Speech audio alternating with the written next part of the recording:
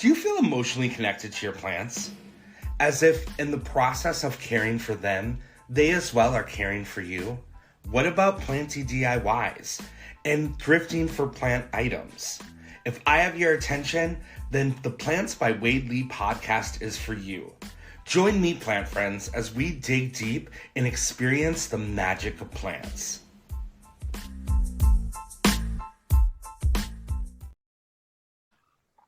It's amazing, Rachel. I was looking today. This August will really be 4 years. Oh, that's crazy. Of the podcast? That's so crazy to me. It doesn't feel like it's been 4 years. I feel like I just started it the other day, and yeah here we are. I've listened to all your episodes today because I've been meaning to, but today I played catch up. And they're lovely. Like, I love your podcast and what you bring to, like, this space.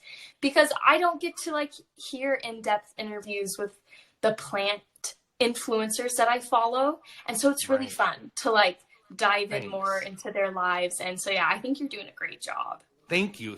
And I really wanted it to be authentic and, like, just a plant conversation. You know, it doesn't have to be that serious. But there is this common thread, I think, with all of us, and that there is this emotional connection to plants. For whatever reason, plants bring us joy. And, you know, I think that with that common thread, we can really learn a lot about each other. And giving plants is just an act of kindness. So many people, clients that I've given plants to, and they always come back and share pictures and share their stories. And so I think that it's special. And I really wanted to push myself this year I kept saying, after listening to you and Growing Joy with Maria, I was just like, I think that I want to join this conversation. I think I have something that I could say too. And I kept telling my girlfriend in New York, and month after month, she's like, Wade, what about that New Year's resolution? Okay, fine. Then you're going to be the first person. And it was great. And I've learned a lot. And I think that that's what's so fun about it too. And I'm sure with you, because you do such in-depth episodes, the learning of the going in and really studying what topic you're doing. So excited you're doing this. So way to go on getting this New Year's resolution. Thank you so much.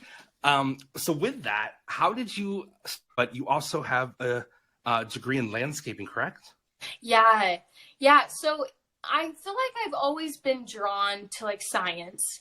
When I was little, I went to science camp and I loved it. And so it was just, I was always asking questions. And going into college, I thought I wanted to do animal science. I wanted to be a vet, and quickly realized that wasn't what I loved.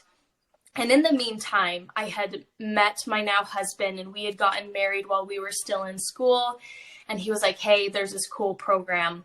It's called landscape management. It has these classes in it. It was classes like landscape design, turf management. They had an indoor plants class, medicinal plants, just all this really fun stuff. And I was like, you know what? That does sound like more of what I would be into. And so, yeah, I graduated in landscape management. I think it's been 4 years now, which is weird because I feel like I just ended school, but it's been a hot minute. And yeah, during the pandemic, I had just finished school, and he knew I wanted to, like, be involved in the plant space, but because I was a mom, I couldn't, like, enter the traditional workforce because I did want to be a stay-at-home mom. That was really important to me. And so, yeah, he's like, what if you did a podcast, and, like, I would be the guy that knows nothing and you explain everything to me, because he really does know nothing about plants. And I was like, you know what, that sounds fun. And we kind of just dove right in. I go back to those first few episodes and they are rough, Wade. They are so rough. And they're gone now because I think people are getting the wrong idea of what my podcast was, because it's changed a lot. Right. But we just went for it. And my husband has since stepped away. He made it through 50 episodes, which is phenomenal. Wow. Yeah. Yeah, because I was looking for those episodes. I Yeah. went back and I'm like, in the trailer you talk about it, but I'm like, oh, there are no episodes. Yeah, I had to change that trailer because I realized that I mentioned him in it still.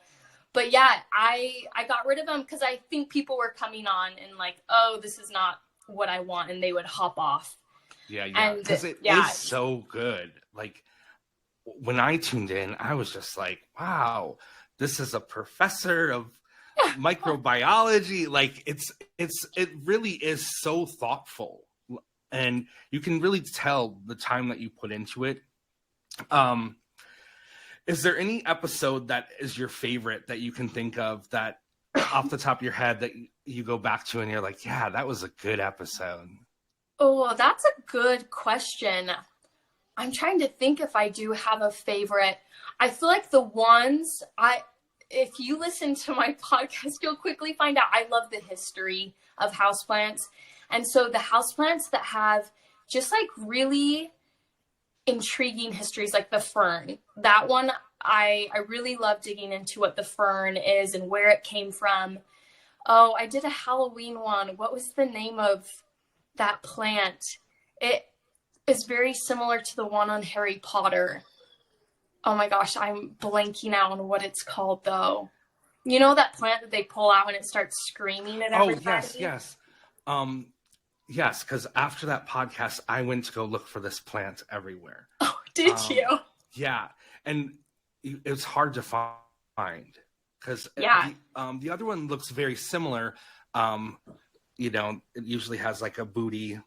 You know, plant, and that's the plant I kept finding. But yes, what was that called? I cannot think of it for the life of me. I'm sure I could find it if I just look up Harry Potter plant. No, mandrake. It was the mandragora. And you said it 100 times. I can't believe you didn't remember it. I know, right? It's so ridiculous. The things I forget after doing all the research I put in, I forget a lot. And people like bring things up, and I'm like, I said that? Like, I don't remember that. But yeah, that, and I feel like that was one of my favorites. But also, I don't know, I just did one about the Venus flytrap and going into like its pop culture history. It's everywhere. Like it's in Jimmy Neutron. It's in so many different movies that like have been inspired by the Venus flytrap, and it just blew my mind that like it's everywhere. And so those episodes are kind of my favorite, where I just get to really dive into the like pop culture of the plant and where they came from, who found them. I just love that kind of stuff.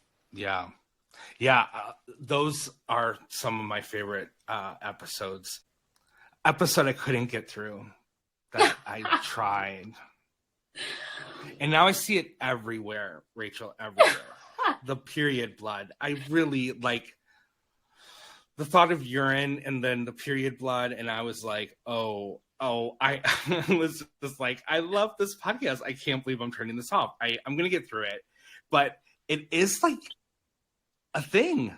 It is. And you know what's so funny is I was looking at some of our old messages, and I'm pretty sure you were the one that like inspired the whole episode, because you sent me that reel of this lady using her menstrual blood to fertilize her plants, and I was like, no. And I was like, I gotta know if this is like a real thing. And so yeah, that whole episode, I dove right into it, and I talked about how like people use like their feces as well, and I might do a whole episode on that. But after the feedback I got, I don't know if I will.